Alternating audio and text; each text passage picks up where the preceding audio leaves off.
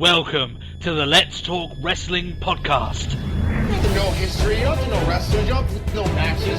My belly's just a little big, my hand is just a little big, but brother, I am bad and they know I'm bad.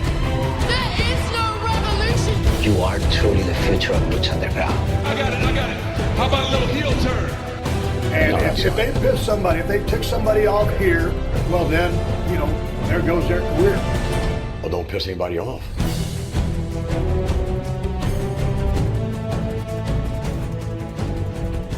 Hello everyone and welcome to the Let's Talk Wrestling podcast.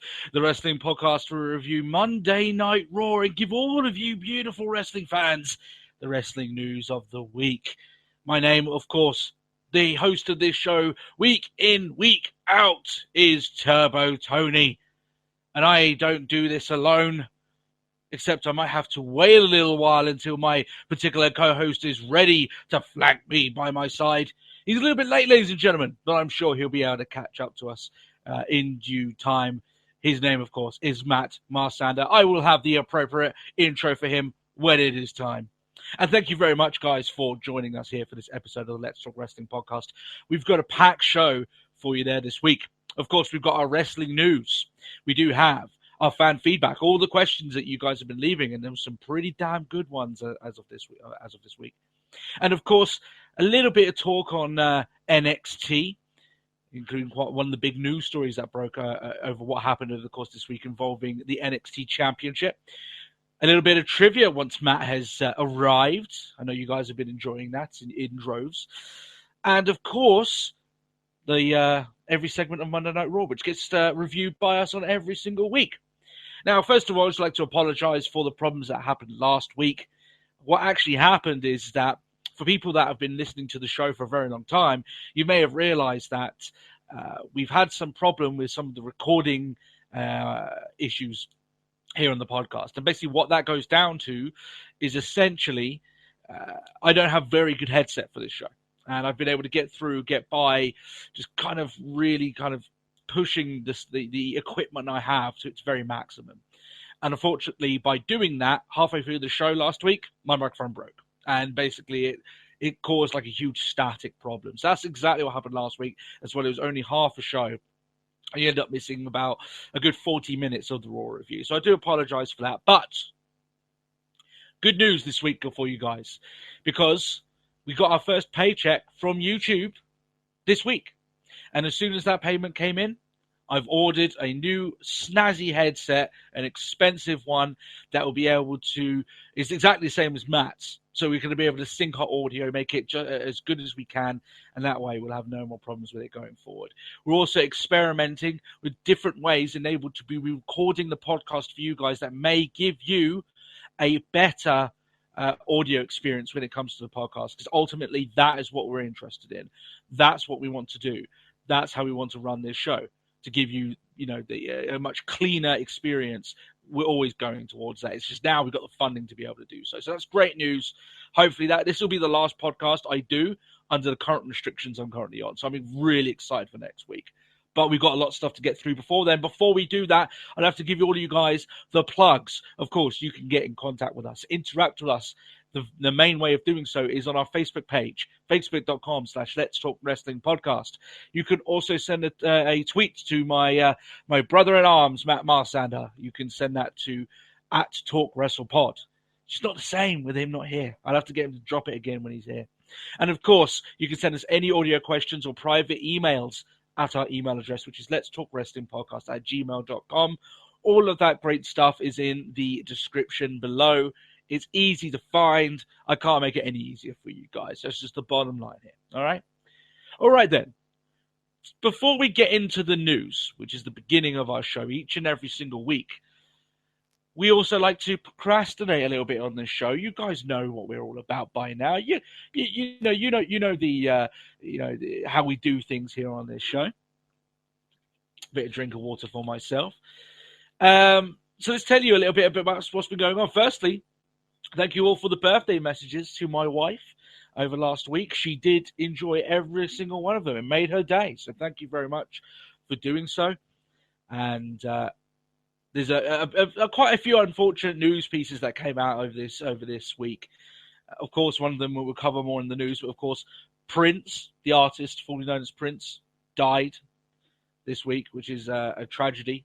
A lot of these big names in culture are passing away, and that's never good news.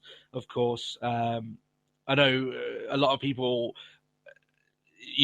like my dad and uncles and everything. They were fans. Not so much myself, but you don't have to be a fan to accept the fact that that's an artist right there. That's a guy that's going to be remembered. That's an icon, right? When we talk about icons of pro wrestling that have passed on, Dusty Rhodes, right? People like of that ilk. Yeah, I'm sure that in terms of music, Prince will be remembered much the same along those lines, right? So, big name, and very unfortunate that happened. My thoughts go out to family and friends, of course. There's a show, guys, that I've been getting into, and I'm going to suggest it to you right now. I've been watching it with my wife over the last couple of weeks. Orphan Black. Now, I don't know if you've heard of this show. You can get it on Netflix. And I think the new episodes are going up now. It's season 4.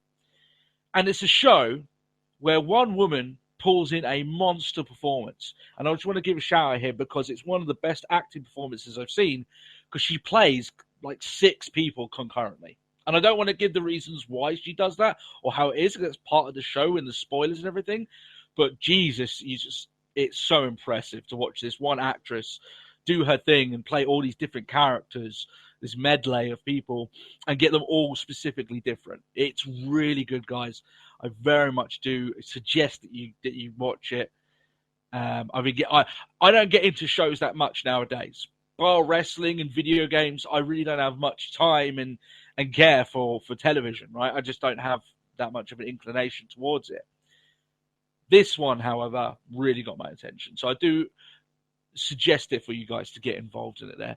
And I know it's the wrong time because, of course, Game of Thrones coming out the day this gets released to you guys. Not exactly the best of times to be trying to give you different shows to watch. But you know what? Who knows? Maybe you like it. Maybe you like it. I am excited for Game of Thrones, of course. All right, then. That's enough procrastination for today. Let's get into the wrestling news. And I do hope my co-host will join me very soon. I'm sure he will. Because the first news story of this week, unfortunately, is a tragic one. Okay, the news broke just a couple of days ago that Joni Laura, you may know her more as Chyna, was found dead, aged 45. She was found by her manager, and they were in the midst of recording a documentary, almost like a rebirth of Chyna, much in the way that they did for Jake the Snake, if you remember. They were apparently filming when they found her body. Of course, that film shouldn't and will not be released to the public, thank God. But this is extremely shocking news. Following the deaths of Axl Rotten, Balls Mahoney, recently, and we've had a few other wrestling deaths even before then, in a very short vicinity, right? The one thing I said about all of those is the age is what worries me greatly, okay? They're all in their 40s, guys. They're not even at the back end of their 40s. They're all in early 40s or mid-40s when it comes to Chyna, right? That, to me, is not being picked up upon by nearly enough people. That is very, very worrying to me. And guys, this isn't the first time that we've had a stint of wrestlers dying early. This is, to me, 45. You should be living another 40 years on top of that, right? I know these guys lived, at 110 miles an hour. They were, especially with some of these guys, they dabbled in drink and drugs and something like this. But even still, it still doesn't sit right with me. It's been sticking in my head all this time. We're talking about a woman here that did things in her time that women didn't do. And what I mean by that, women back then didn't win intercontinental championships. Women back then did not wrestle the men.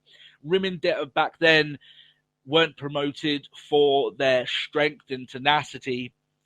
They were promoted for their breast size and how good looking they were, right? She, in many ways, was ahead of her time. when you look at some of what the women are doing now in Lucha Underground wrestling, some of the guys, right? When you're looking at some of the women in WWE who's starting to become more known for their wrestling acumen rather than what they look like. In that sense, if you look at that, she was quite ahead of her time. We're talking about a woman who a lot of people could claim were a huge part of Triple H's career. In his early days, they needed a valet for D-Generation X, and he came up with the idea of, well, wouldn't it be great? I don't think it was even for that. It was just for him as the prim and proper gimmick, right? And he said, what would be better than everyone get on my nerves if I have a woman who's actually my valet, a woman who's my bodyguard? A great idea on Triple H's part, and that's what led Chyna to be brought into the WWE. And obviously that moved on to DX. Then she worked well with Chris Jericho and with Eddie Guerrero. There's a lot of moments in her career where people can, specific people that you can point out and say, okay, she worked with this guy, she worked with that guy. And you can't particularly say that she ever shat the bed in a particular moment, right? She always did quite well in whatever situation that she was put in, whether it be more entertainment or more of an actual wrestling role. So she has to be commended for that in terms of legacy. Okay, we're talking about this woman's legacy in terms of pro wrestling. What has she left behind? And of course, some fans are going to talk about how WWE are lavishing praise upon the same woman that they condemned for her adult career. Chyna, of course, starred in a couple of adult movies towards the latter stage of her life. A couple of sex tapes with Sean Waltman, and then she decided to do it professionally, and she did some movies there. And there was statements stating that because of her doing that she wouldn't get a Hall of Fame induction. Now, what I said before, because some people are obviously going to remember things that I said, which is I don't 100% disagree with WWE's view on the matter. And just because she's died doesn't mean to me that I should change my opinion. That being said, the only reason I'm saying that is because WWE are a publicly traded company, and they cling on to this. They need the idea of them being clean and 100% pure is far more important than the actual truth, whether or not they are, right? So here's what I have to say on it now that unfortunately she has passed. Did she have a Hall of Fame worthy career? Absolutely. In comparison to some of the people that went in, she's a dead ringer. She should definitely be in there, right? She's 100% that she should be there. It is just unfortunate that we live in the day and age where the WWE Hall of Fame is predicated on how clean and how if you're doing drink or drugs, you're not going to get in, right? It's you have to be 100% squeaky clean, or very least have a long stint with you being squeaky clean, so WWE can induct you without any of that former stuff being brought back into the limelight. I completely agree. Oh my god, that scared the fucking shit out of me. I was just like, if I sit quietly. That actually scared the living shit out of me, Matt. That really did. How are we doing, Matt? Apologize. When everything is like, this shouldn't take too long. Why is it taking long? It's taking forever. So I had to start without you, Matt. I had to start without you. We're practicing our new way of recording the show. So okay. Decided we might give this a try. And I do hope that the audio is coming out fine. I did a little bit of testing myself, and I'm guessing you're coming through, Matt, because I can hear you fine with me. Yeah, it's coming across just fine for me. Good. You didn't miss much, Matt. I was only into the news section here talking about Chyna. I assumed you were talking about like a squeaky clean induction. Yeah, I obviously talked about her legacy. I talked about what she's done great and whether or not she's worthy of a Hall of Fame induction. What I was bringing up is about some people are throwing a lot of stones at WWE saying, well, your tone has changed all of a sudden, right? Yeah, I mean, I don't know if you've mentioned who's Billy Gunn's wife? Yeah. Like, I haven't. But go on. Yeah, you do it. yeah, who basically put up like a tweet basically saying, "Oh, it's all well and good you saying this now, but what about when they were alive?" sort of thing. Like just predicating. It's like, yeah, it's all well and good. You can go, "Oh God, we miss China," and then all of a sudden it's like, "Slut, we won't have her in our Hall of Fame." Yeah. One thing I will say also, just in some small defence there, Matt, a lot of people are firing shots specifically at Stephanie McMahon. And they're saying, so now you're tweeting about this. Oh, yeah, obviously you would do this. Yeah. Oh, you don't give a shit. It's basically just sort of like you really don't give two fucks. It's just you're doing this because it's the corporate image. You're not doing it because you genuinely feel like any care towards this. Yeah, but the thing is with it, right? If she hadn't tweeted anything, Matt, people would be. It's a no-win situation for her. If she didn't tweet, people would be going on about how clear you obviously don't care, right? She can't win in that situation, so it's better for her to send a tweet out. I don't think she can win in the situation. I think she did the right thing, right? I don't remember hearing that Triple H put out a tweet though. Yeah, he did. Oh, he did. Okay. Yeah, he did. So here's the thing, like, will she get inducted now? I think there's much of a chance that she would do now. That's just the nature of things. I'm not going to say whether it's right or not because I don't believe it is, but that is just the corporate America. The image is everything, right? And when someone passes, clearly people look at them. They feel like they have to look at them in a lighter light, right? Yeah, I mean, I was thinking this myself actually. It's sort of like, well, would she get inducted now? Because Triple H's podcast with Austin, and he was going on about like, oh well, we can't really put her in the Hall of Fame because kids, who is our the main demographic. Well, not the main demographic, but you know what I'm saying. Yeah. Will go, oh, I don't know who this Chyna is. And they'll go on the internet. Yeah. So they didn't want to basically put her face out in the public, really. But what they've now done is like, oh, we won't put her in the Hall of Fame because people will go, who's Chyna? And go, oh, she's done porn. But now it's like, oh, a WWE legend or the ninth wonder of the world, one of the greats has died, and WWE are like, she was so good, and here's some of the good stuff she did. I mean, whether that's sort of like their sort of like hazard management sort of thing, they're like, if we just show them the stuff, they won't look for it themselves. But it's like, we won't put her in the Hall of Fame because somebody might Google her and realize that she took dick for a living. But okay, now died, so let's put her everywhere anyway. Yeah, the way that I look at it, I think that Triple H's wording on that is incorrect. I don't believe that guys, like, boys and girls would type Chyna into Google and then porn comes up, right? It would be her career, and it would now obviously it's going to be the news of her passing. Her death, yeah. But what I think he's more worried about, and what the company would be more worried about back then, is that it wouldn't be people typing into Google. It would be the news outlets that labels her as adult star Chyna gets inducted into WWE. Yeah. That's what worries them, right? Family-based company inducts porn star.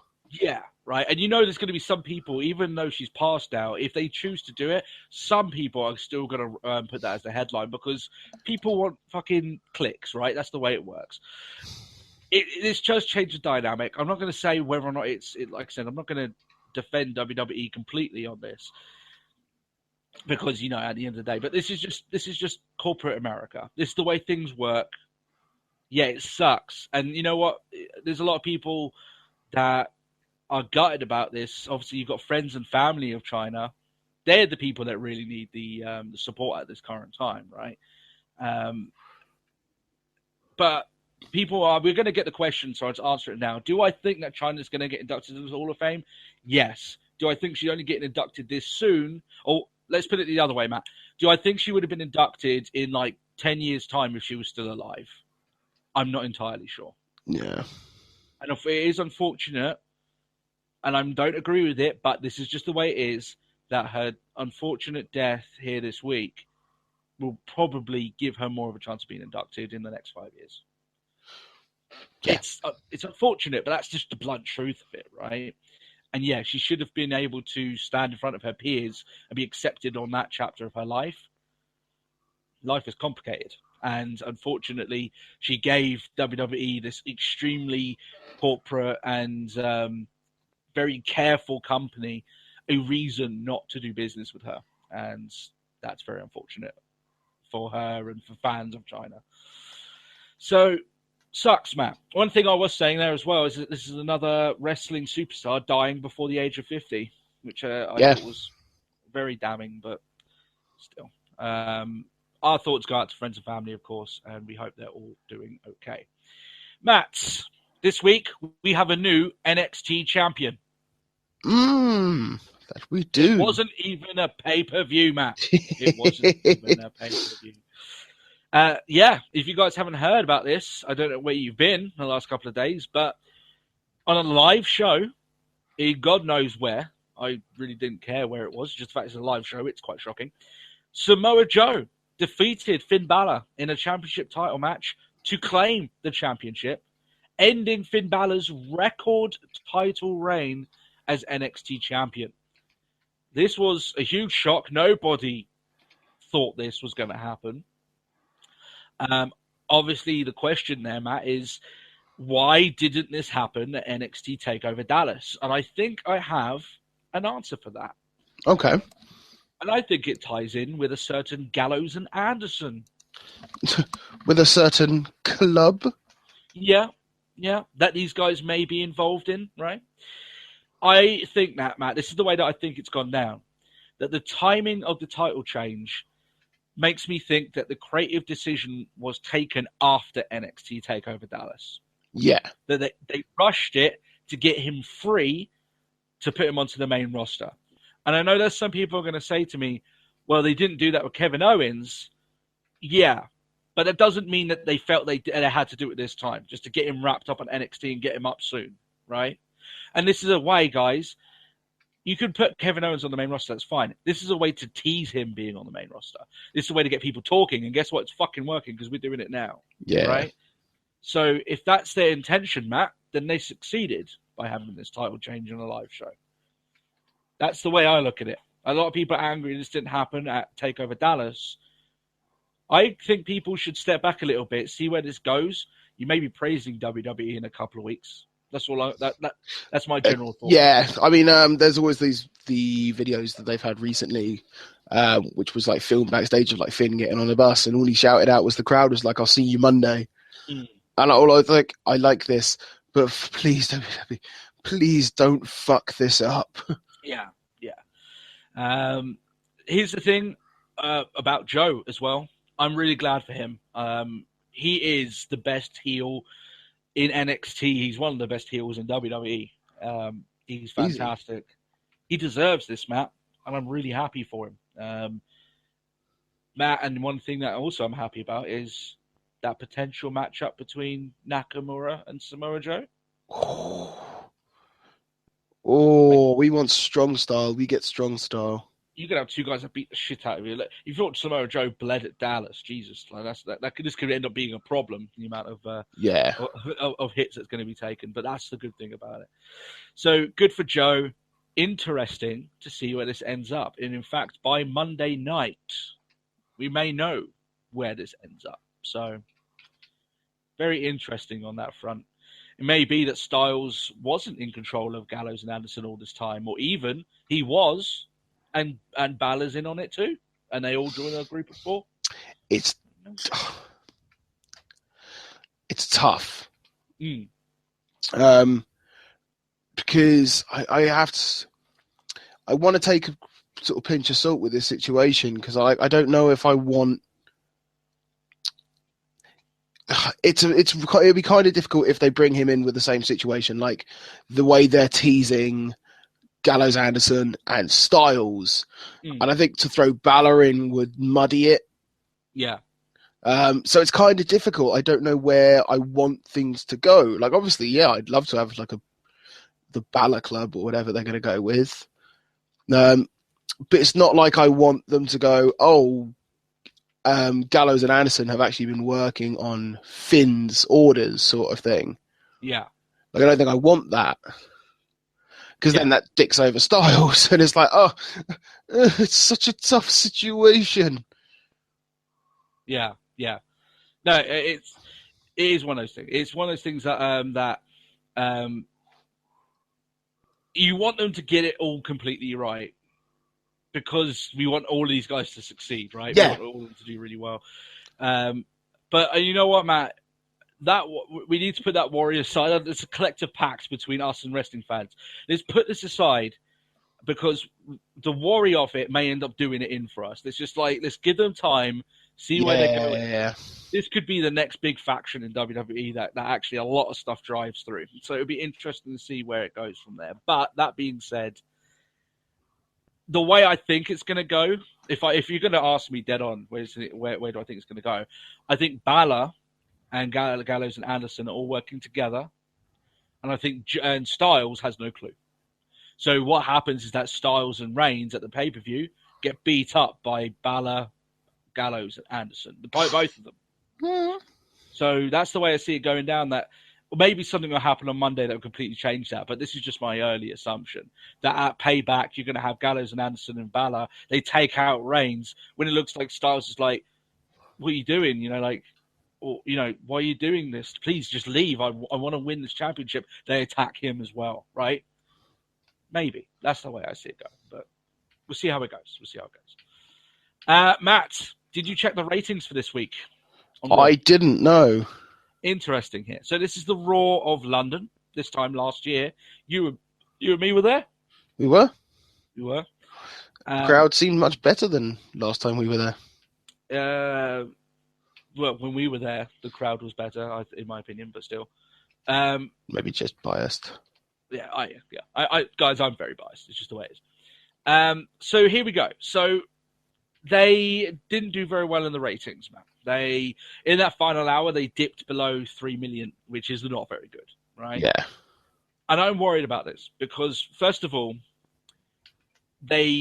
last time they did this, they started panic booking and they started throwing everything. They started giving you all the stuff back that worked before, like Authority, Cena, blah, blah, blah, blah, blah, right? Yeah. Listen, my thoughts on this is the reason why it happened. First of all, I thought that the final hour of this week's show just wasn't very good, and I don't think that would have changed if you had big stars on there. I still think it wouldn't have been that good. Personally. No. So they've promoted a lot of guys up. They've promoted. Look at the list, Matt. You've got Sasha Banks, Becky Lynch, Charlotte, AJ Styles, Enzo and Cass, Sami Zayn. I wouldn't go as far as to say that Sasha and Becky are promotions. This is just over the course of the last year. Okay. So, Baron Corbin, Anderson Gallows, Tyler Breeze. I'm sure there's many more than just that. What I'm trying to say there, Matt, is that the roster now is so much more different than it was a year ago. Yeah. So that's going to take a lot of time, and that's not even taking account the fact that they're debuting fucking tons of guys recently. You're looking close to seven new talent, right, that have been brought in. Probably even more than that, because you've got Vaudevillains as well, right? So that's 4 guys just with Enzo and Cass on top of it. So this starts getting out of control. But this is good. New talent is good. But I hope WWE don't panic and go, whoa, shit. Let's go back to what we were doing before, and they stop these guys getting the time that they need to get over and become those stars that WWE can. Yeah, need them to be. Yeah. That's what I'm worried about there, because I mean, there's one that kind of upsets me, because I've been seeing, all these rating reports, and I'm like, it kind of upsets me, because, you just look at it, and it's like, Raw's been pretty good, actually. Yeah, the Raw after Mania was a bit of a, bit shit. But, since then, it's actually gotten better.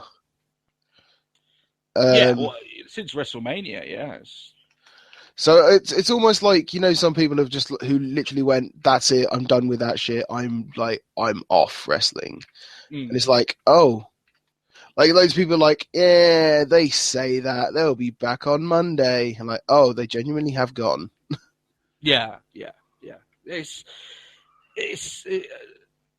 Matt, this isn't the first time that we've seen like a big ratings drop like this. I just don't hope that WWE just end up resorting back to it. That's my main worry here. Crap!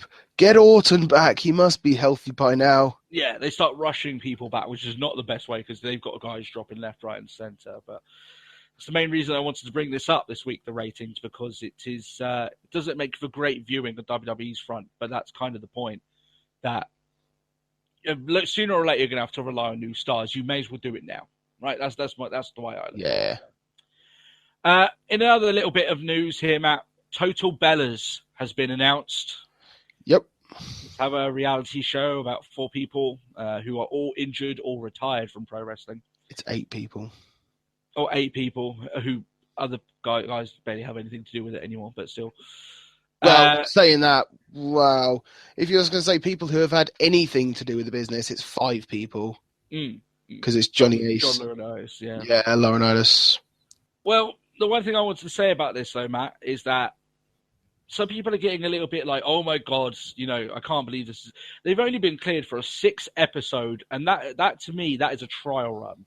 They're hoping that these 6 episodes get traction, then they get released for a second season. Yeah. They could do like a good 10. Well, they're sort of teasing it. It's like, well, was Total Divas all, like, as much as they filmed it and they produced it to basically be the Bella show, was it all really about the Bellas? Yeah. I mean, apparently the news is, though, Matt, that Total Divas has not been doing so well. So, I mean, if you're removing the Bellas out of that, I think Total Divas is pretty much dead, which I think that WWE doesn't have too much of a problem with because they're trying to get rid of that moniker now. Yeah. But I honestly believe, Matt, that these 6 episodes are the last 6 episodes you'll see. I don't think he will renew it. I don't think that I think the Total Divas buzz is gone. And I don't think that making it Total Bellas is going to change that too much. So that's just my opinion. I don't expect it to be renewed. That's my personal opinion on it. Yeah. So, you know what? In a way, I kind of want it to be because I'm not going to watch it. It doesn't bother me, but at least it's something, a source of income for like Daniel Bryan and Brie Bella, who I hope the best for, and John Cena barely needs it, but you know what I mean. Considering like the promo shot was in Cena's house, and it's like, yeah, he doesn't need help. Yeah, I think he's doing mightily fine for himself, shall we say. So, all right then, Matt, have you got any other news for us this week, or are we all done there? Sorry, it's drinking. No, I don't believe we do. You know, the good thing about that is that I was using that as an excuse to drink myself, so. Yeah, fair enough. No, I don't. I think that's it on the news front. Right. So we've got some fan questions to do. Some good ones this week, Matt. Some good ones. And then afterwards, you've got your trivia, which you've got no idea about, but I have prepared for you this week. Okay. So. I expected as much. MC Schwabo says that he doesn't understand the UFC versus WWE rivalry.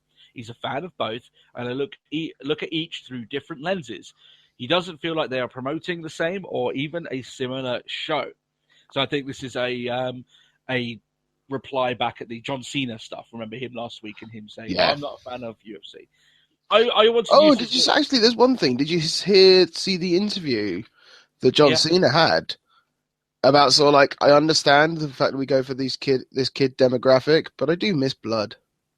Yeah, I did actually, I bet Vince is like, no, you don't.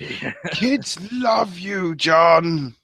Yeah, I'm sure that he got a little bit, like, I'm sure Vince isn't going to wrap his knuckles over that, but I'm sure that someone sent them a text to say, can you just refrain from that in the future? But yeah, that's just the way it is. I wanted to use this as an excuse to talk a little bit about the WWE UFC thing and the dynamic that is between the two companies. I've said before, though, Matt, that WWE should be somewhat worried about what UFC are doing. And that's because they do compete for a demographic that WWE doesn't cater to very well, which is the over 21-year-old males. I'm guessing that's what it is. So, like their attitude demographic, the 18 to 35s. Yeah, right. I'm thinking that's generally the dynamic that I think when it comes to WWE that they are struggling to cater to the most. Yes. Right? UFC clearly aren't. They're doing great business by doing that. And I honestly think that WWE should look at UFC and instead of pushing them aside and going, well, they're not really a problem to us, they should actually look at some of the reasons why UFC are so successful and try and incorporate some of those aspects into their own show. Yeah. But the main reason why WWE doesn't do that, and they're right in thinking that the UFC isn't a direct threat to them, is because WWE is a weekly episodic television show and UFC has events once every 3 weeks, maybe. Or once 3, 4. It's like pay-per-view sort of. Yeah, they do like a pay-per-view schedule. So when you look at it on that front, WWE plays by different rules. I mean, hell, they fight on a different battleground entirely to UFC. But WWE should be aware of UFC's popularity and how they've slowly gained more traction over the years, while WWE's been happy to remain stagnant over a course of time. Yeah. So just alluding to that a little bit more. Anyway, Zio Cage says, with the retirement of Daniel Bryan, would this open up an opportunity for Hideo Itami to get a couple of his signature moves back when he finally returns from injury? Absolutely. I think, without question, I think he'll be using all but one of his full repertoire when he comes back. Yeah. Matt, do you think what other move he has that he probably won't get back, even though Bryan is gone? No, I'm pretty sure we're not going to get the GTS back. No, I think he will use the GTS. So, to be fair, there's been a lot of teasing. Well, no, the other one that we probably won't see would just be the knee. Yeah, that's the one I don't think will happen. And the reason why I think that's the case is because a certain Nakamura, I think, has a certain stronger claim to it. His Bomaye or Kinshasa. I know it's slightly different because, I mean, he remains standing, Nakamura. But I don't think WWE will see it that way. They'll still see it as a running knee, right? Yeah. So I honestly don't think that Itami will get that move back. But I think the rest of them, I think he'll use the GTS. That won't be a problem. There's a few other moves here and there that I think he would have I don't think he'll have a problem even if Daniel Bryan was still around, honestly. He just didn't get enough time. I mean, as you say there, Matt, they were teasing the GTS so much. It was the injury that stopped him really using it. He was going to use it. I'm sure he was. But yeah.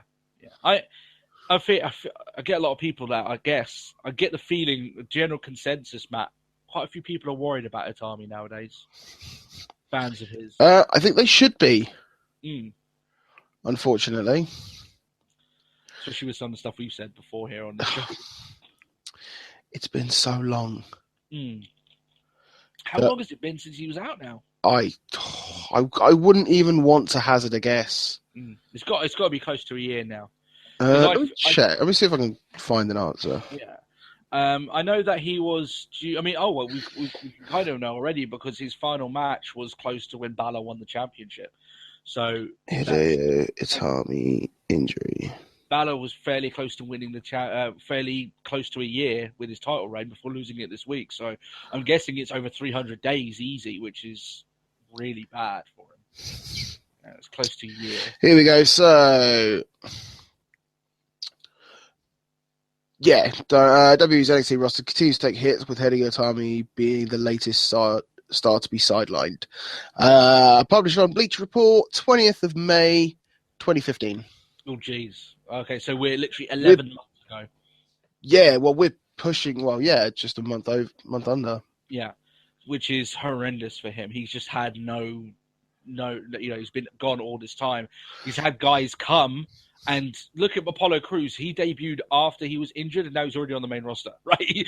Kevin Owens did as well. Kevin Owens, right? Yeah. So all these people, it's a shame for him. But I am worried. But you know what? He's talented.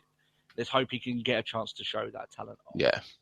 Billy McGee asks, how much longer do we think Lucha Underground will be around for as the rumors of financial trouble keep going? Now, I want to explain this, Matt. In terms of financial troubles, before I get to the actual question, I've heard tons of reports, Matt. I've never heard concrete math that explains the reasons why Lucha Underground are having financial troubles. And until then, I won't believe it. I think it was... No. Yeah, I think it was Eric. Was it Eric Van Wagenen, one of the producers of the show? Anyway, it was one of them. Yeah. that came out and said, look, we don't play by the rules of WWE when it comes to finances. We get paid a set amount of money from El Rey or international distributors like, I think it's like Unimas or something who does the Spanish translation for it. Right? They get paid a certain amount of money and they're expected to deliver X amount of episodes of a season. And depending on how successful that season is, those channels will choose to reinvest in the show. That's how television shows work. That's how Lucha Underground works. They don't have to pay their guys constantly to appear on their show because they're not a promotion. They're a television show. So it's one of those things where when I hear stuff about, they're having financial troubles, look, they got funded for a third season. They're producing the third season as we speak. If they have financial troubles, then they're getting quite far on not a lot of money, which is completely fine to me. The only way that Lucha Underground will cease to exist is if they suddenly lose the current traction they have. I think that El Rey is very happy, at very least, to give them $20 million per season. And it might not be a raise on what they did last year, but I think they're pretty sure that they'll be able to pull out something decent. Oh, yeah. Well, I know full well they're getting solid TV out of them. Yeah, right. Otherwise, they wouldn't have funded the third season while the second season is, just around about halfway finished. That's the way it works. So that's basically my reply to that. In fact, if Lucha Underground gets more traction and it gets more international distributors, which I think is one of the biggest deals with them, that they need to get out to, the UK, then that's more money going to them. God, they need to do something. I'm really sick of it because, I'm just like, I kind of really want to fancy, El Rey have put up this video up on YouTube. They're like, no, you don't work. Like, fuck off. Yeah, you don't live in America. It's like, what? I can't be a fan abroad. Yeah. We talked about that before. It's really weird how they do that. And guys, I'm not doing anything outside the law by saying to you right now that I watch Lucha Underground online because there's no way for me to feasibly be able to pay to watch it. Yeah, where I am. If there is, someone can tell me, I'll be more than happy to do that, right? But that's just the way that the bottom line of it is, right? They need to find better ways of distributing their shows. I know they've got it I know they've got some of them on iTunes. I think they've got season 1 on iTunes and stuff like that. Great, that's a start. They need to find a way of getting more people into their show weekly. Yeah. Apart from that, they're doing fine, guys. I hear rumors all the time about them having financial troubles, and yet they're still filming. They're still doing fine. Listen, if something was seriously bad was going to happen with them, and I hear it from one of their own mouths, then I'll take it with a little bit more, a little bit more seriousness. But honestly, I don't. So that's it. Kane St. Dennis asks, who do we think should be the one to retire John Cena, and how would we book it? Matt, do you want to give this one a whack? To retire John Cena? I don't know. That's kind of a tough one because that would sort of implement that we're going to be getting I don't think we'll ever get a match where it's sort of full career or anything like that. I don't know. It's a tough one. I think you actually you're going towards the same answer I had there, where I don't think John Cena is going to have a retirement match in the same way that The Rock hasn't had a retirement match so far. Yeah, he'll just be. Yeah, he may go and not be on active roster anymore, which I think we're seeing him transitioning away from that now, considering WWE's insistence on getting Roman Reigns to fuck over, right? Yeah. But I think that WWE is going to do a Rock with him, and they will just keep him. Oh, he's not retired, but this WrestleMania, he will be wrestling in one of the matches. I think that's pretty much what they're going to do with him. How would I do it if I was going to retire John Cena?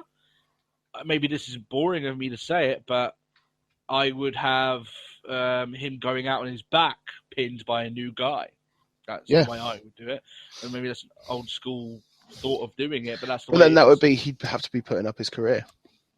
Yeah, it had to be a career match. You have to be almost like Shawn Michaels, right? To be, in the way that he had it at WrestleMania.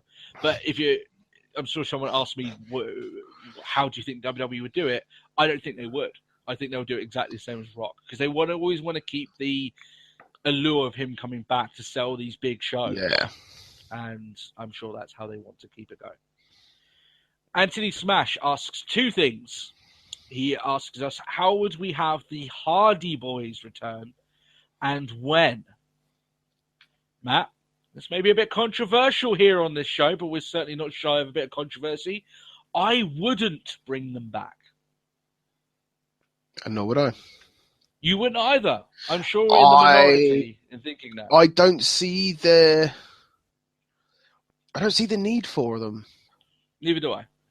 And that's probably the honest truth about it. I don't think they'd serve a purpose. Like, I'm not even 100% sure that Dudleys are serving a purpose at the moment. No, to be honest, they're kind of the heel tag team to feud with on somewhere along the lines. That's it. So like, and with like the amount of people that WWE have like recently called up, and two of which, like, 4 of the 7 people that you mentioned earlier are tag teams. There's no need for the Hardys. Yeah. Plus, with the amount of people, plus with the tag teams that you've got in the wings who could come up, like the Revival or American Alpha, these are teams that, I'm sorry, in my opinion, could wrestle rings around the Hardy Boys. Here's the thing about that, right? Hardy Boys are pretty decent. I'm not gonna turn around and say that they were a bad tag team. They were a great tag team, but revolutionary in many ways. Revolutionary. But they were revolutionary in a time where they had to throw themselves against the wall to make a name for themselves. Now we appreciate a solid wrestling match. Yeah. And I'm not quite sure they can give us that. Yeah. The one way that you could say, like, just to answer the question, because I firmly agree with you there, Matt, right? I just don't think...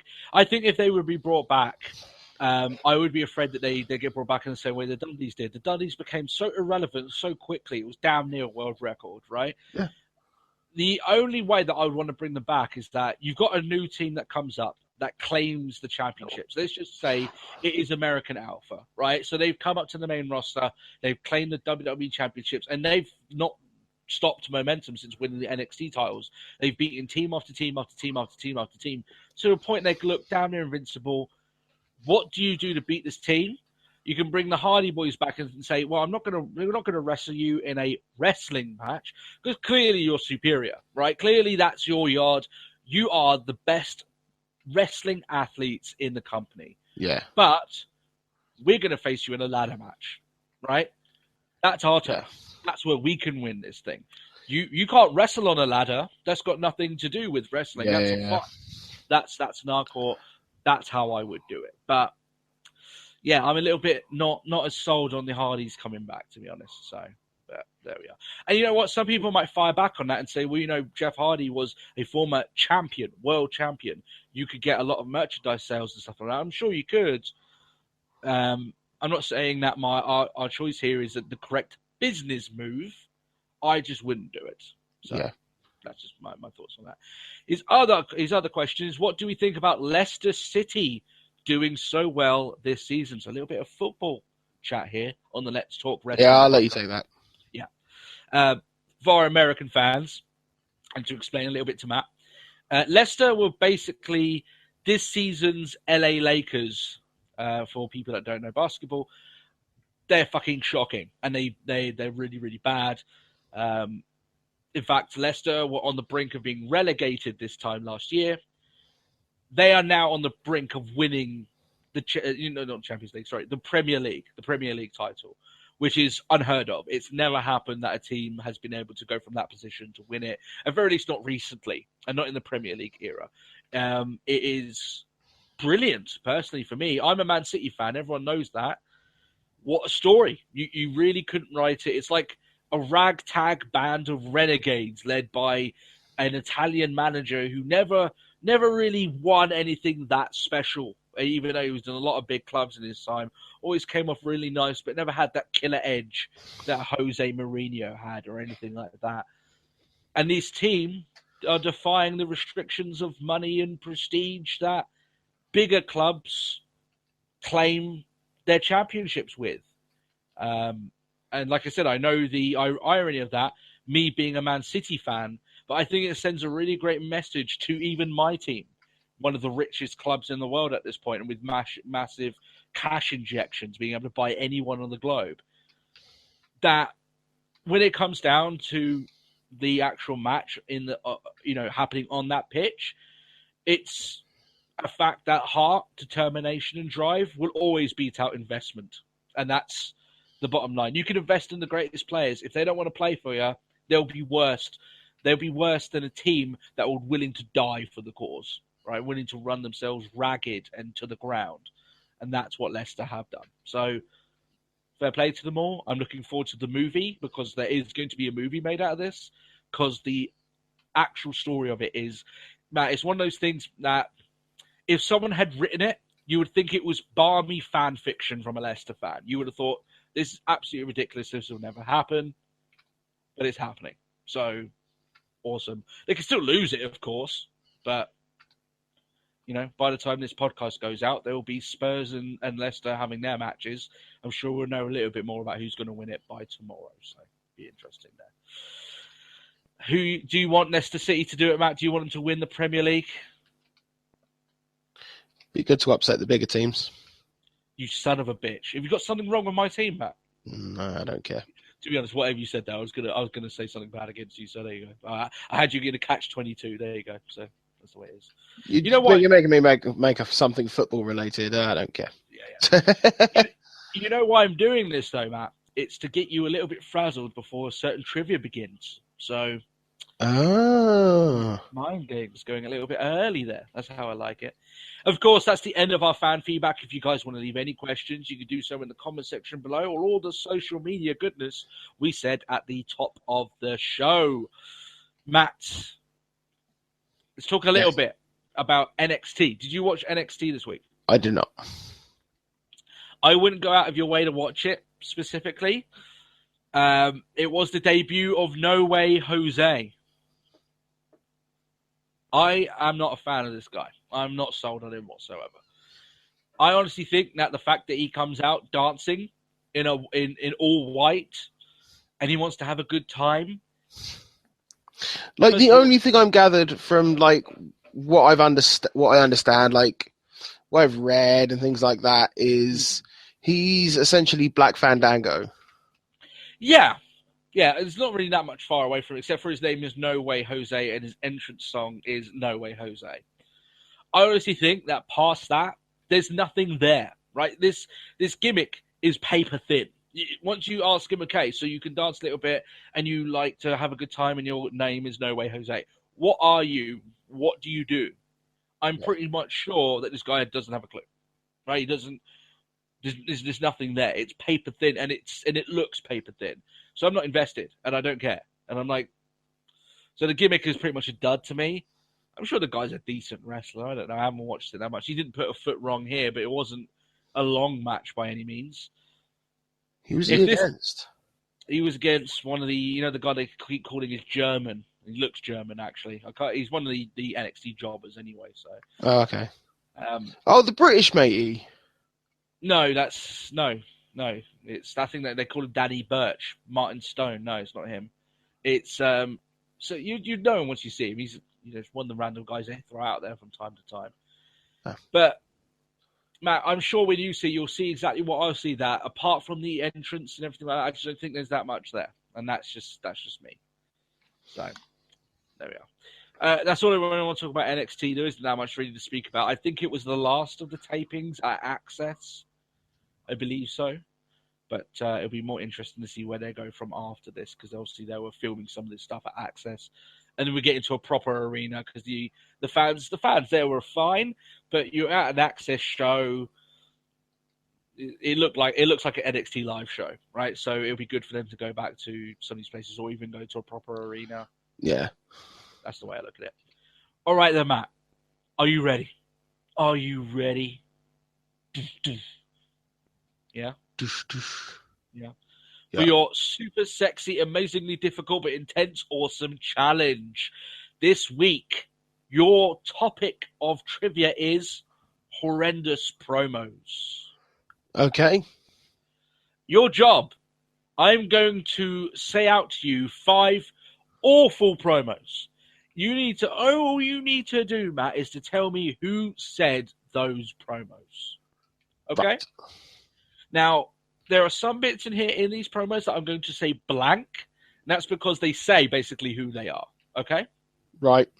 But the rest of the promo is still there for you. And I think there's more than enough here for you to find out and figure out who it is. Are you ready for this week's trivia? I'm set. All right. And I would ask as well, for the benefit of our fans, Matt, that you let me get to the end of the promo before you give your answer. Okay? Yeah, seems fair. Number 1. See, normally, if you go 1-on-1 with another wrestler, you got a 50-50 chance at winning. But I'm a blank, and I'm not normal. So you got 25% at best chance at beat me. And then you add Kurt Angle to the mix. The chances of winning drastic go down.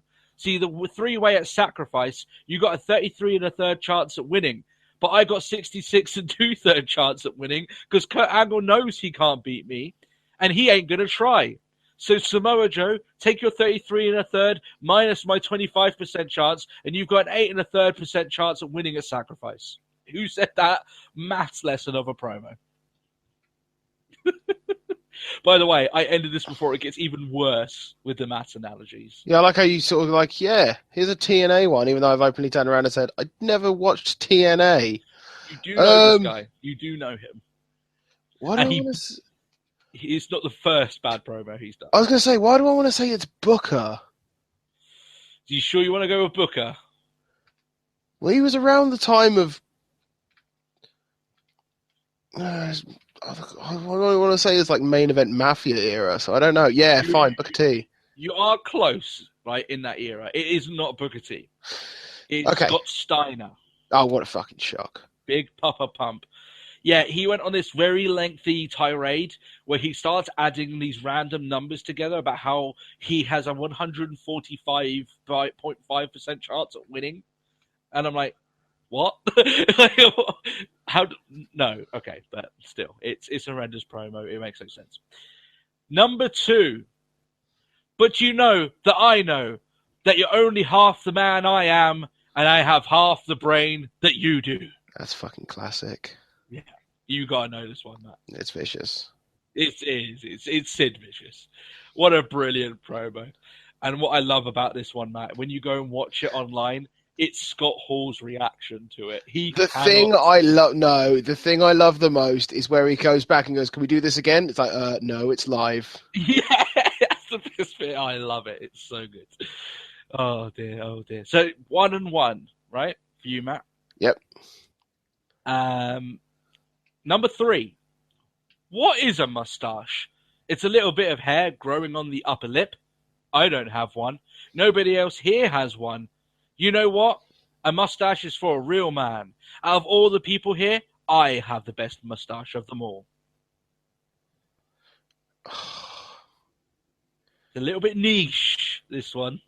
It's a bit niche, but it's like the worst part is I'm literally like, it's Rick Rude or it's Cody Rhodes. That's the only way my mind's going. Okay. I'm going to tell you right now, you're way off. Really? Way off. So I don't think you know where this one is. But they are the greatest moustaches in the industry. But here's the thing, right? I'll do it again. What is a moustache? It's a little bit of hair growing on the upper lip. I don't have one. Nobody else here has one. You know what? A mustache is for a real man. Out of all the people here, I have the best mustache of them all. Because he's a real man. Oh, so I'm going to go Val Venus. You're going to go Val Venus. You're so far out, you cannot even be in the same ballpark. Oh, okay. It's in the early NXT when it was a game show. Eli Cottonwood. And it was, if people remember right, it was, funny enough, Johnny Morrison. That was his his mentor, and just him sinking his head into his hands as this thing. Yeah, basically what he said is, he doesn't have a Who the mustache. fuck was Eli Cottonwood? He was one of the guys in NXT. So When? very early NXT. I'm talking game show NXT. This can't be very early NXT, because very early NXT became something good. Not very early. Game show NXT. That's what I'm saying. Early NXT was not good when it started off. Let's just say that. All right, then. Said it was good. We just got the Nexus out of it. Oh yeah, there's that. All right, so you got one right, two wrong. Let's see if you can pull a couple back now. Number 4. If you actually think I was the right guy at the right place at the right time. Let me say it one more time so you completely understand me, McMahon. If you actually believe in your mind, if you actually think that I was the right gay guy at the right place at the right time, then you're a bigger delusional bastard than you thought you were, McMahon. The right gay guy. He actually said this. I cannot believe this. This is so funny.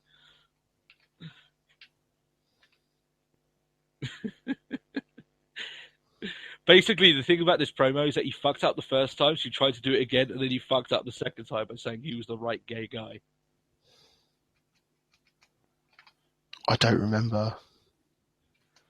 You don't remember? You just hazard a random guess at all? Maybe you get lucky. Who knows? He was talking to Vince McMahon. There's a clue there. I'd love to think that it was The Rock fucking up a promo, but just such things don't happen. No, they don't. Yeah, I think you're out of time there, Matt. I think I have to give you Yeah. It is Hulk Hogan. Oh, yeah. He called himself the right gay guy. So maybe after all that, maybe he's that way inclined, and maybe he's just trying to hide it all this time. But still.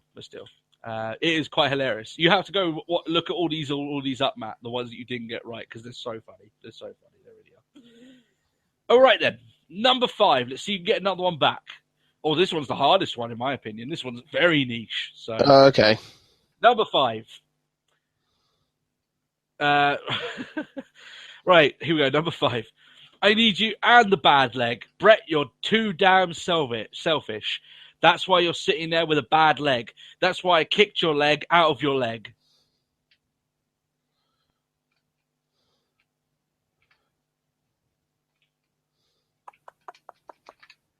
Bit tough, this one.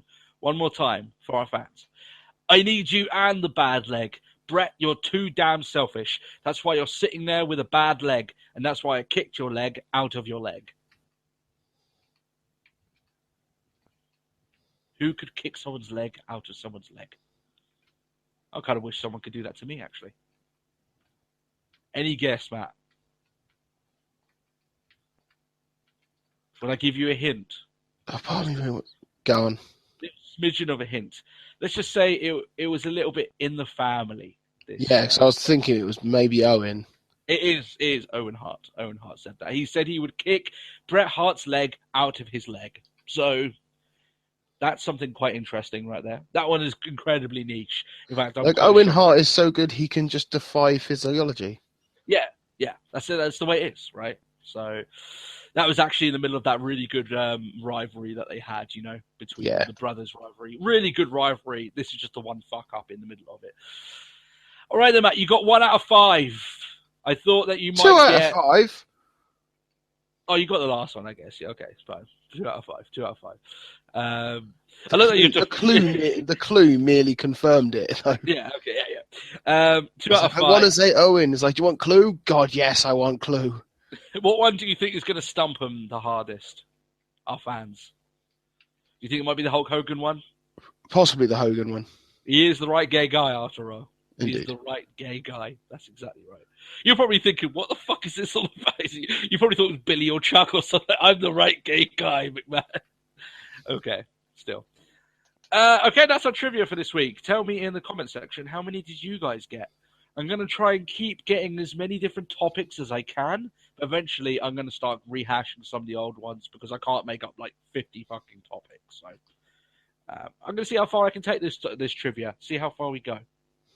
And if you guys have trivia that you might want to send to us, maybe at some point, maybe that might be something you might want to try and do. Maybe you do trivia for us, even though I would know the answers because I have to read them out to Matt. So let's do it. All right then, it's time for our Raw review, Matt. Let's get into this now. Raw was in London this week, as we said before. They're doing the regular post-Mania tour of the UK and Europe. They've been all over the place. They've been in Dublin. They've been in many places in England. I've seen clips of Sasha Banks wearing a Manchester City T-shirt, which sat quite well with me this week. That's pretty damn good. Because they visited the stadium. Quite one funny bit about that. Our left back, Bakary Sagna. Oh, sorry, he's our right back. Bakary Sagna just basically told them straight off, "Oh, wrestling's fake, isn't it?" And you should have seen the expression on Sheamus's face. It's like, right. The fuck? Fantastic. He looked like he was going to floor Sagna, but I tell you what, I'm glad he didn't because we kind of need him to go against Real Madrid. So there is that. Matt, so you said before that I don't know if you're getting that, if I heard you wrong. Did you think that the crowd from London this week were pretty good? It depends which bit you're referring to. I thought they were pretty tame, in my opinion. And maybe like I said, it was completely segment dependent. Yeah, I would agree. I think in the last hour the crowd were pretty dead at that point. Oh god, like the moment the Vaudevillains turned up. Yeah, pretty much from that which point is on. really bad. Yeah. So here we go. Ambrose comes on out to start off the show to do the Ambrose Asylum, the second episode of his talk show. He drops a Braun Strowman quip right off the bat. He says that it's hard being a host, but he has James Corden's parents in the front row. Yeah, James Corden, his parents in the front row. Matt, did you not think this is a bit of a fucking stretch for a celebrity pop? James Corden's parents. Just a tad. It's just like the ones that bored the funny man. The funny guy. Yeah, you've never seen we Americans love all of a sudden. Yeah, I just thought it was very strange, right? Are we still going to see Tom Clooney's cousin, right, in the crowd? Tom Clooney? Oh, sorry. I mean, his brother may be called. I mean, his distant cousin may be called Tom, but exactly right. We could see Johnny Blogs Clooney out there, and apparently we're supposed to care. So, you know what, James Corden's parents? I don't know who you are. Hope you had a great time, and I mean this in all sincerity, and I don't mean this in any offense to you. I don't give a fuck that you were there. Joyce. Yeah. The fucks I could get. I was not excited in the slightest that you attended this Raw. I don't know you. I don't know why I should waste my time with you. Your son is remotely funny at the best of times.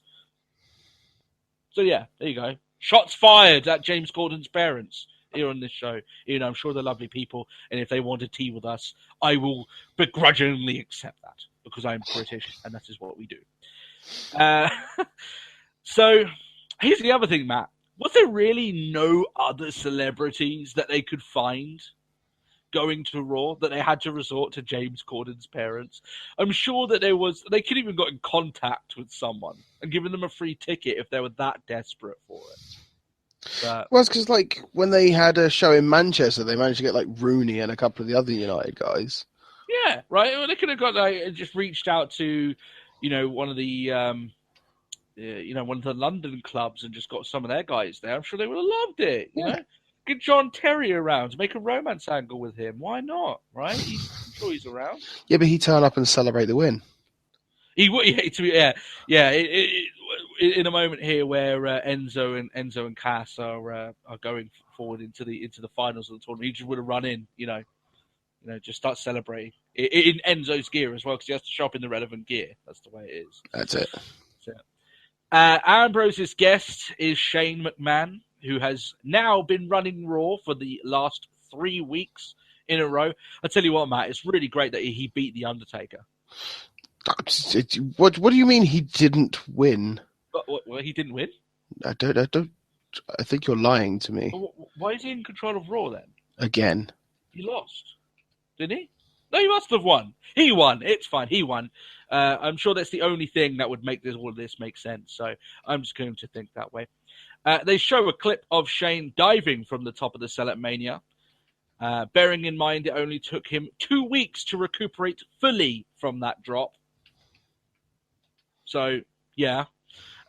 I would not have put him on television for a month after doing something like that, but maybe I'm a little bit extreme in that sense. Shane says that his main objective as the one in charge at the moment is to give superstars a chance. Superstars means Sami Zayn, and we know who doesn't sit well with giving Sami Zayn chances now. Can't be QKO. Exactly. Can't be giving him any chances. See, this is the bit that I was referring to, like, as actually having a half decent, like, crowd, because, like, when Sami Zayn came out, the crowd were well up for him. Yeah, I'll give you that. I will give you that. To some guys, they were good. I just like there wasn't any chance or anything over the course of this show. So, still, unless at the end when they were trying JBL because they were shitting on the match at that point. But still, yeah, but they had every right to shit on the match by then. It was terrible. Yeah.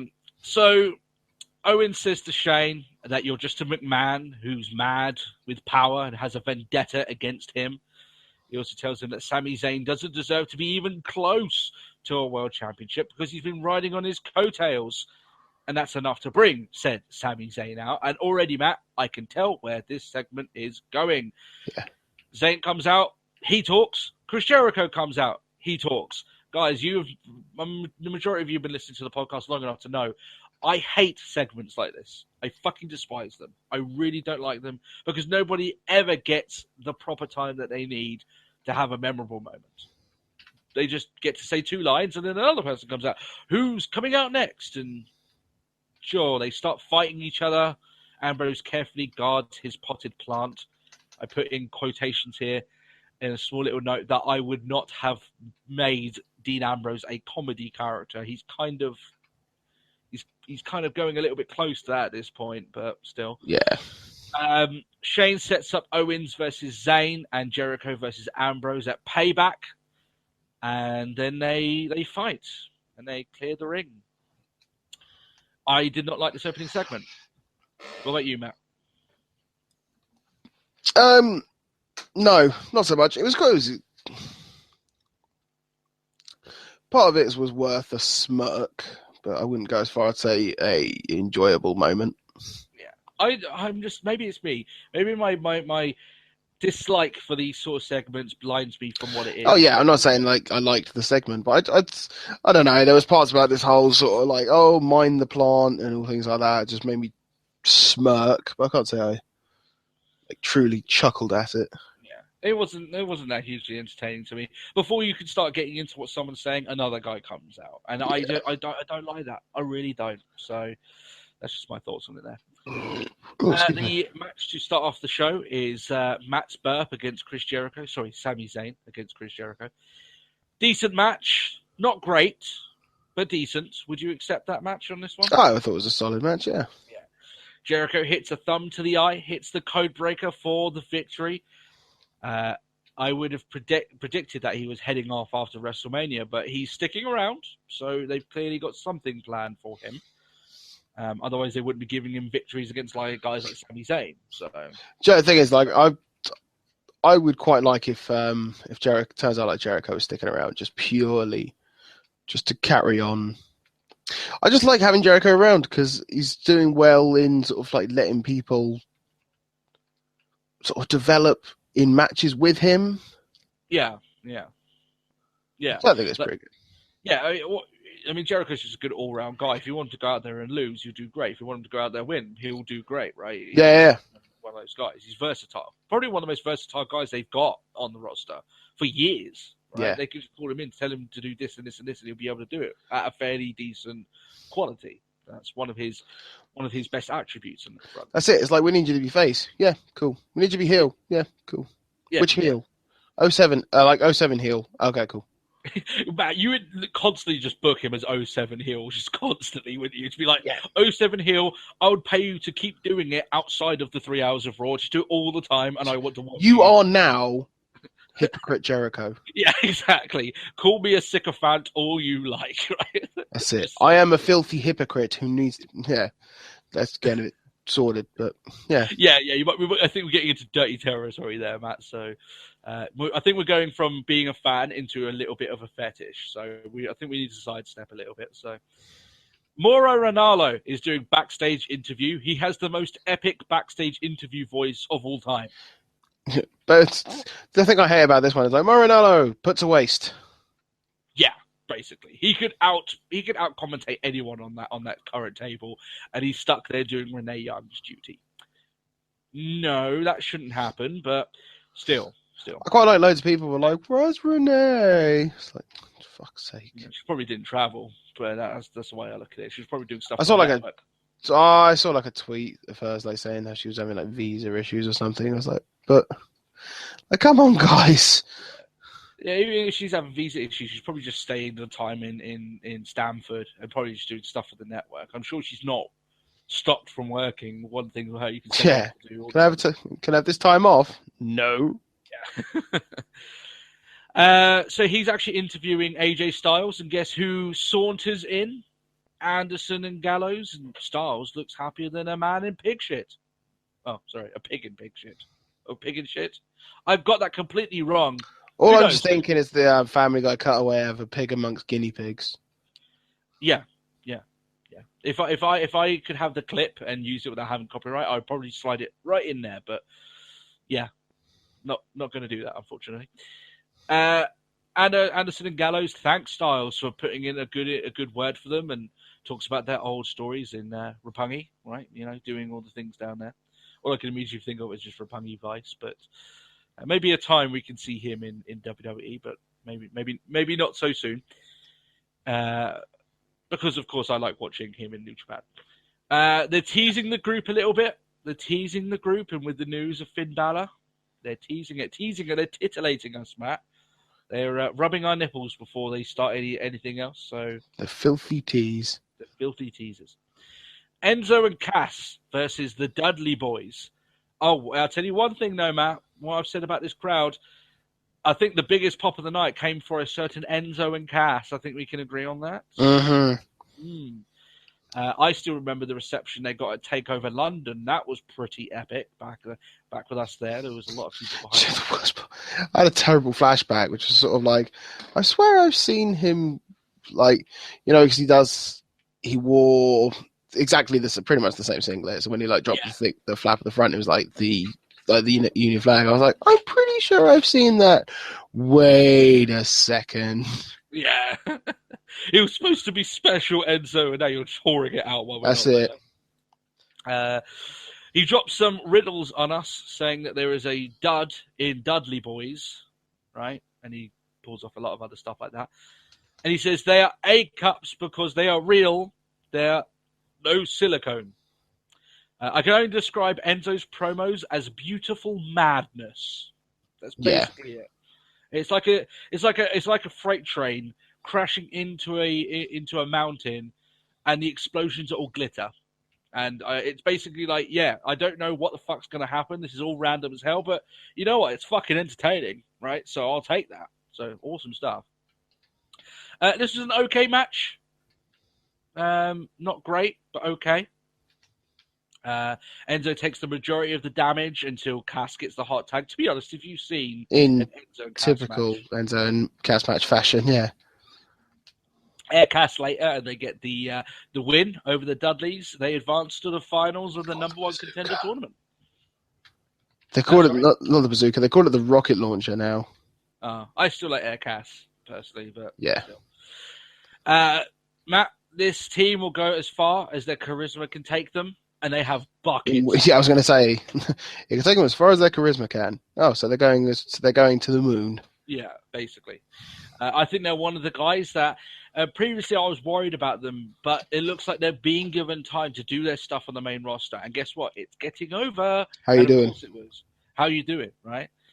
These guys, I think, I've actually heard a comparison over the last couple of weeks about these guys, comparing them to the New Age Outlaws.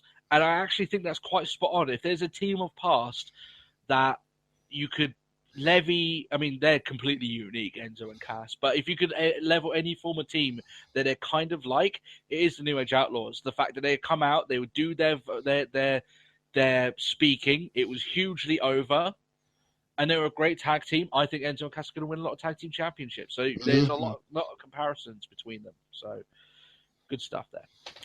Roman Reigns is out. He is not received as well as Enzo and Cass. I think. No, it's like the polar opposite. Exactly. For as loud as the cheers were, the boos were as equal.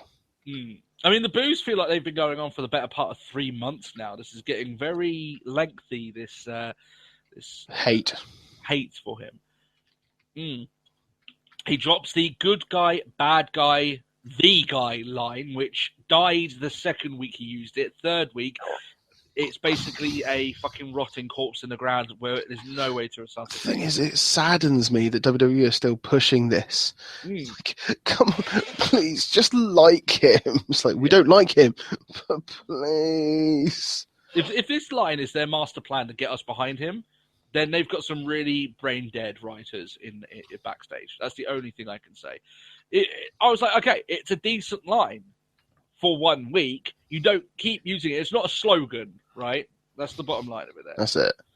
That's it. He's gonna come out next week. He's not gonna have Roman Empire or anything written on his t-shirt. He's gonna have the guy. Yeah. So yeah, you can expect the shirt to be released fairly soon. And I don't think many people are going to buy it. So there you go. That's the bottom line of it. So yeah, he harps on about how it's the start of the Roman Empire, and he'll take out anyone who comes out his way. Of course, the fans do not want to hear a single word he says. So when Styles comes out, I thought a little bit ironic, Matt, with Styles coming out here. The last time that Roman Reigns was in the ring and Styles made an appearance was Styles' first night at the Royal Rumble. Quite interesting there. Styles says that he'll have to have the match of his life to beat Roman Reigns, but he's been doing that all of his career, having the match of his life, outdoing himself all the way. The one that got hated, actually, it was about this promo. It's like right at the beginning with Reigns. It's like, oh yeah, so Styles is good, and he's gonna wrestle. He's basically just like Styles is gonna wrestle rings around me, but I'm gonna bring the big fight. It's like, fuck off. Yeah, it's a little bit lame, let's be honest.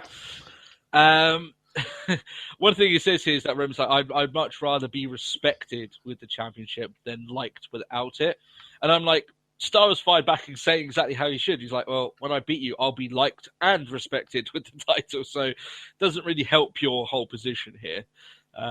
Gallows and Anderson jump into the ring. They take out the champion. The fans cheered them like heroes. And so they should. They were cheered like messiahs, returning masters of the universe as they took out the terrifying, the evil heel that is Roman Reigns. So there we are. Backstage, Reigns is interviewed. Styles shows up and he says, look, I had no idea that was going to happen. They're friends, but I don't need them to beat you for the title. And so I think that's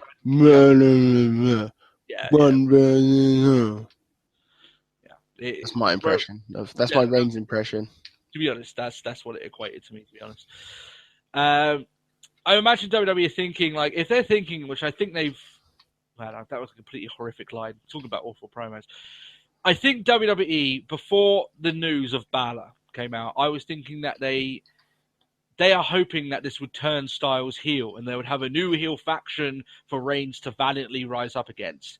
The idea of Roman Reigns being cheered over AJ Styles, that ain't going to sit well. That ain't going to happen. It's just not going to work. It's not going to happen. Yeah. And I think WWE understands that because I think they're going on a different path. So we'll see that. We'll see what happens. Baron Corbin versus Fandango. Fandango, Matt. Take up residence in the UK as he only seemingly gets to wrestle when he's over here. So just buy a house and stay over here. Start with this where the Fandangoing truly took off. Exactly right. Hey, Fandango's entrance music got on the UK charts. It did. And you know what? We'll give props to wrestling memes because it was basically them who basically pushed it. Yeah. That was crazy with all that was going on. It really was. Ziggler is at ringside. Corbin sends Fandango flying towards him. End of days, Corbin wins. There you go. The crowd may as well have counted it like they do in NXT because it was that short. So The worst part is, I was thinking to myself, and there was much rejoicing. Woo. yeah. But, I don't have too much of a problem with it being quick because in what world would Fandango have a chance against Baron Corbin? That's sort of the point. Yeah. So I don't have too much of a problem with it. Corbin and Ziggler fight after the match. Corbin hits the end of days on the outside. They're building to a Corbin Ziggler match. It's just a matter of it. Whether or not they're going to try and put it on the pay-per-view or if they're going to... That's it. The way I think of it, if they're going to put it on pay-per-view, they've got 3 singles matches without a tag championship being on the line on that pay-per-view, which is a bit odd. But still. It's got to be the only way that they're going around it. Well, it's going to be, but I don't know. I don't know if I want it. I'm not as excited about this one as I am, let's say, for Zayn and Owens, even though I know we're going to see that hundreds of times before... Forever. But it's just a little bit more exciting, shall we say. But yeah. Matt, we see more Puerto Rico. I feel bad for... No, we do not. Yeah, I feel bad that our thoughts on the vignettes were lost last week in that botched recording that ended up happening for us. But let's recap it a little bit. Basically, I will let you recap it. I'll be back in a second. Okay. So our general thoughts of it are creepy travel guides that make it look like they want to fuck Puerto Rico rather than have people go and visit it. So it comes off a little bit weird. What it has to do with them being decent pro wrestlers, answers on a postcard. I have absolutely no fucking clue how this relates to them being professional wrestlers. And if they like Puerto Rico so much, why are they going to WWE where they'll barely ever see it? Because they're on the road so often. The only thing that these vignettes make me want to do is visit Puerto Rico. And when I visit Puerto Rico, I will not be watching WWE because I don't watch fucking TV on my holidays. So, yeah. Good for Puerto Rico. I'm sure the place looks lovely. I'd love to vacation there sometime. Don't know how this helps WWE. And this whole thing with Primo and Epico being these guys from Puerto Rico, it ain't going to get anywhere. It's going to fuck up badly. That's how I see it going. But alas. Maybe I'm being a bit harsh on Primo and Epico here. Maybe I am. Obviously, they're good wrestlers, and I hope they do well. But they've been repackaged now. Was it their 3rd time being repackaged? They weren't really getting that far with the Los Matadores, and they had fucking El Torito there to do all the stuff with them there.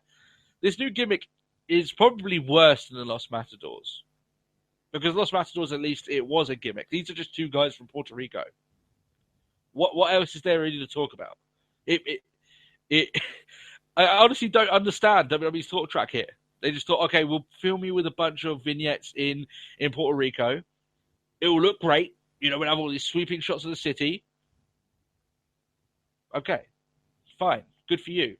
I don't care. So, bottom line of it there. Let's move on anyway, before I could talk about how just brain dead that whole entire idea is. Miz TV. Because nothing says Raw like 2 talk show segments. You guys also missed Matt's legendary rant on Maurice last week, which I'm very ashamed that you did. That was the real tragedy of last week's recording, it getting missed. But she is smoking hot. That is one plus we have to give to her. She is an extremely attractive individual. Isn't my type. I'm not particularly attracted to her, but still very, very, very attractive. I can admit that. Her accent is still a weird blend of French and American, which is just a little bit jarring, shall we say. They kiss in the ring until Cesaro makes his way out. He calls Miz a royal pain in the ass. And then Miz does a scene from Taken because reasons. Because Miz felt like it. And it went on for fucking forever, and it was boring as fuck. So, there we are. Just, I wanted to turn this off. I wasn't like, oh, God, Cesaro, punch the Miz for being so annoying. I wanted to turn the show off. So, the wrong sort of heat there. Cesaro then does cut him off, drops a Roddy Piper bubblegum reference, and then he says, "Oh, why don't we do this right now? This match right now for the championship?" But then Miz says to him, "Well, you've got a match against Rusev, who comes parading out with the League of Nations, or the League of Snores, as I have now become very adept at calling them, and I shall be trying to reference them as such throughout the majority of this show." Cesaro takes off his suit to reveal a Booty O's t-shirt, and the New Day come out. They are his teammates in an 8-man tag match. So, that's the match that we have next. Have a small drink for me. It's tough to do this alone without Matt around while he's out doing whatever he's doing at the moment. My throat is getting just a little bit parched. Yep, I think that helps. That definitely helps. I've dropped my fucking lid, but still. So we've got the New Day and Cesaro versus Miz and the League of Snores. I wasn't feeling this match at all. And in fact, I think the placement of this match was pretty poor. If you remember, I think it was a couple of weeks ago when they did the Sami Zayn and AJ Styles match, and they put that in the same slot that this match was in. That was really good booking because it's the point of the show that people start tuning out. So you want a really decent match between two guys that people are very much invested in with something on the line. That's why that Sami Zayn Styles match was great booking to put it at that slot, right? Here, it's completely opposite to that, right? It's a great time to put a good match on. This match wasn't particularly great. I mean, it was wrestled fine, but it wasn't that. I wasn't that invested in the match, and it means absolutely nothing. And it involves guys like the League of Snores, as I call them, that people will be very much happy not seeing at all. Not the great way to be able to push this forward for you guys, but that's just the way it is. Cesaro hits the neutralizer. He wins. I couldn't care less, unfortunately. Mauro Ranallo is speaking to Charlotte backstage. They show footage of last week, with Charlotte barely escaping with her championship as she was tapping out furiously to Natalya. And I'm guessing Matt is returning to us right now. I have. You have. Matt, would you like to give us your thoughts on Maurice? Because I've just finished reviewing that. Oh, no. I thought I missed this bit. Well, the thing is... missed this bit. The thing is, Matt, right, is that they missed your legendary rant last week. I don't think you can reclaim the same ferocity of that rant. Do you want to explain why you just completely don't want to see this woman? I fucking hate Maurice. She is the embodiment of like the WWE. Like, we are going to step away from the Divas moniker, and Maurice is the fucking embodiment of diva. She's fucking useless in the ring. She's a shitty promo worker. She's okay to look at, but that's about it. So she ticks though like all three boxes. You don't have to work. You don't have to talk. You just gotta be eye candy. She has a fucking annoying voice. She has a terrible, just everything. And like last week when she's fucking crying about blue M&Ms and local water, I thought that was bad enough. This week, no, I can't walk past a fucking cup on the floor. It's not good enough. Oh, I fucking hate her. And as I said to you, she can put on a fucking wrestling clinic. She could literally like wrestle a match better than fucking Bailey and Sasha, and I still wouldn't give a shit. Wow. Clearly I was wrong. You were able to recapture some of that ferocity from last week. It's still festering in the bowels of your soul right there. And I think, well, oh dear. She can fuck off and then fuck off some more when she gets there. Moving on. Let's talk about women that are decent wrestlers, shall we? Let's talk about that, Matt. Let's talk about yeah. Natalya. She comes and speaks to Charlotte backstage. Of course, she tells her that she's got a rematch scheduled at Payback. One thing I would say, Natalya, Matt, she's a great wrestler. She's a shit talker, however. And I'm going to say something even a little bit more harsher. I think her ring psychology fucking sucks. So, man, maybe that's a little bit harsh there, but that's just my opinion. Still a great wrestler. Bad as Maurice. She's not as bad as that Maurice. bad. No, Natalia's actually a very good wrestler. I think some of her in-ring psychology is a bit off, and her talking has never been her strong suit. No. She says that Bret Hart, my favorite pro wrestler, who beat colon cancer quite recently, so he's a boss, will be in her corner straight out of NXT because it was good enough then, and I'm pretty sure it'll be good enough now. I think these two girls will go out there and pull off a mighty good show. Oh, yeah. Natalya, Paige, Becky Lynch, and Sasha Banks versus Naomi, Tamina, Charlotte, and Summer Rae. Another big tag match that I tuned out of. Agree. The wrestling wasn't bad, Matt, but there isn't any consequence to this match, therefore I'm not invested. That's just basically my point. Well, it's the problem of most 8-man tag matches. It's just a bit... It's easy to just get lost in it all. Yeah, it is. And like I said, it doesn't really matter who wins this match. It really doesn't. So I think that my other problem with it is I was like, they were like, it's going to be an 8 women tag match. It's not a diva anymore. Yeah. 8 women tag match. Some getting used to, isn't yeah. it? So, yeah. And you're just like, no, it smells like the old days. Where it's like, oh, it's going to end up in a clusterfuck. One thing I didn't like as well there, Matt, is talking about the getting reminders of when things were pretty bad in this division, right? When Natalya gets the sharpshooter, she taps out Charlotte for the win. Yep. And you got Sasha Banks, who's so excited and happy for her, damn near hugging her.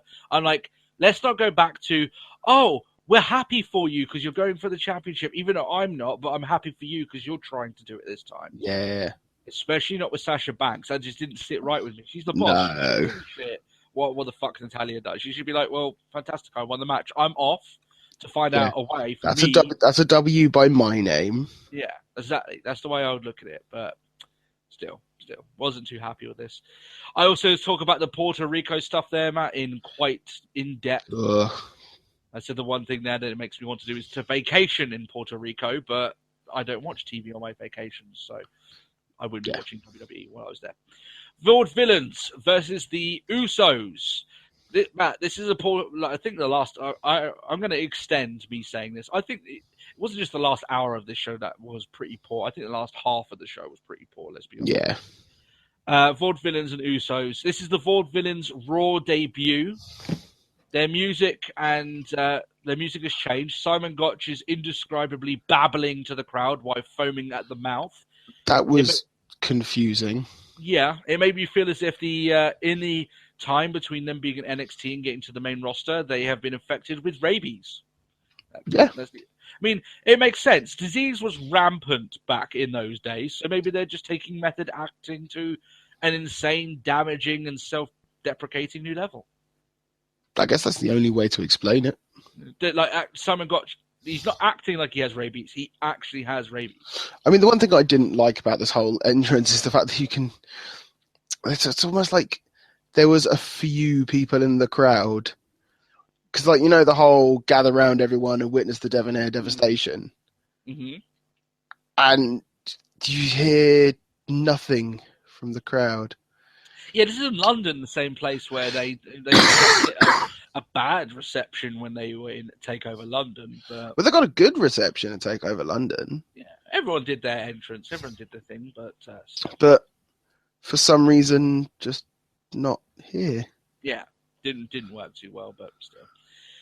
The match itself, not very long. Vaudevillains capitalize on the injured Usos. They hit the Whirling Dervish, advance to the finals of the tournament.